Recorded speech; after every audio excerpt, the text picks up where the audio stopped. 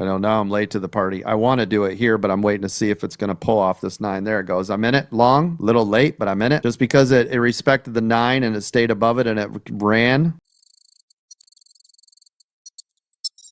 What I'm going to do, though, is I'm going to have a stop just below the 9. 583 was that near-term support, so that's resistance now. Thank you. Yep. And 588.30, if you guys remember, that was everything, right? On SPY. So if you can get above 588.30, then look for the move up to that 200. Now we're at the 21 here for SPY and ES futures. So if it's going to pull, it's going to be here. And this is why I've got my stop right here at the 9. So if you guys, there it goes. That's nice. There she goes, protecting my trade. You see how I move it a couple ticks above what I paid? That way I'm covered. And now it's a free trade the rest of the day. It could run, right? $1 million, and no matter what, I'm green for the day, right? Yepper. I want to see this break this 588.30 on SPY. If it does, we're going to get a nice run. Oh, nice job, Soul Runner. Good job, buddy. I saw that. Done for the day. Nice profits. Good job. Just got stopped out with a profitable green trade. I'm all right with that because at this 588.30, it's going to fight between here and this 200. So now what I'm looking for is the break of the 200. Then I'll go to VWAP. This pulls off this 21 and this area right here, this 588.30. I'm going to short it, and I'm shorting it. Now I'm going to have my stop just above that key critical area that we had, which was at 588.30 to you guys on SPY. Yes, futures, you can see it's different. Now I'm looking for a pullback here because it fought against its own resistance, and I've got a tight stop in the event that it does decide to run and continue to run to the upside. So either way, you guys see how I always protect the trade. I don't move it around to go against me more. Notice I'm not moving the stop like, oh, it might. No, I don't do that. I'll only move it in my favor. There it goes. Now I'm protecting the trade. Now, no matter what, that's a green trade. I've made money on the trade. Makes sense, everybody? And that's how you do it. There